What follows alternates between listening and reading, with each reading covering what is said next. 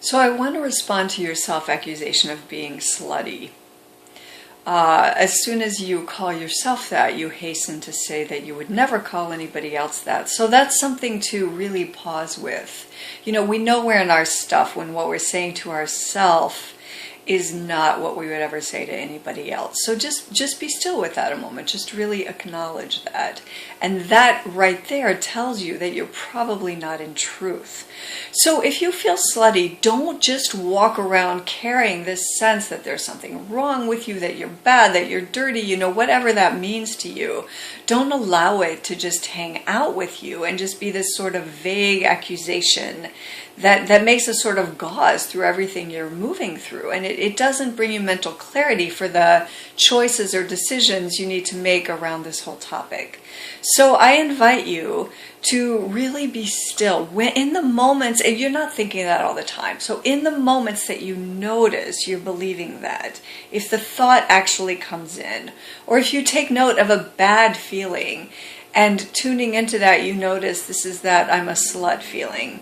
Really just stop, sit down, close your eyes, breathe into where it hurts, or just into your belly if you don't feel any particular pain. And just say to yourself, I'm a slut. I'm slutty.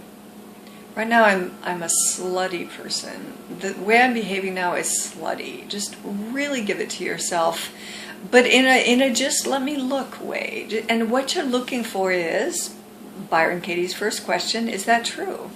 Is this true? You could ask yourself, is this my accusation or someone else's? And you could check out the truth of it with no judgment. Like, what if there's room for slutty on the planet? What if it's okay to be slutty sometimes? Or it's something that human beings do, so you could welcome yourself to the human race and just, you know, remember somebody playfully saying to me one time, I'm in a slutty phase right now. Maybe it's your slutty phase. Could you just look for a moment with whether you might be okay with it? Whether if the verdict's still out, you could just make it an experiment or make it something that you just keep an eye on, that you're not actually ready to make a decision on or choices around. Or what feels off to you? Do you want to check into that? Like, just really look. Does something feel off? Is there something I want to course correct on right now? You might also ask, is this my voice or someone else's? Who is accusing me of this?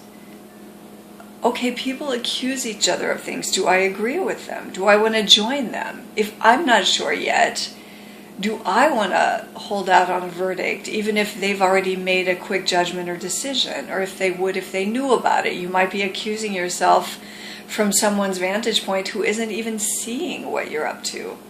So don't let your mind just hold a vague accusation or even an overt accusation without being still with it, looking at it, talking back to it, getting some clarity, or even giving yourself permission not to have clarity.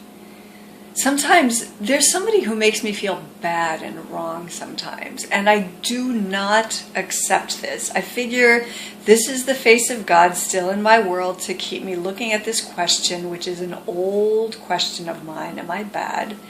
So I just go sit down. I really literally stop everything and sit down. Am I bad? Am I wrong? And I look at it until it's just absurd. That's not the truth of who I am. That's not what's going on here. It's certainly not the whole story. But if I don't clear it, it's gonna be there like a weight or a gauze or you know, that program running in the background of the computer that slows everything down. I don't want that. I'm not willing. So I invite you not to just accept a nasty self-assessment that you haven't really brought to the light, and be willing to just put it to the light one more time when it comes up again. And then go on.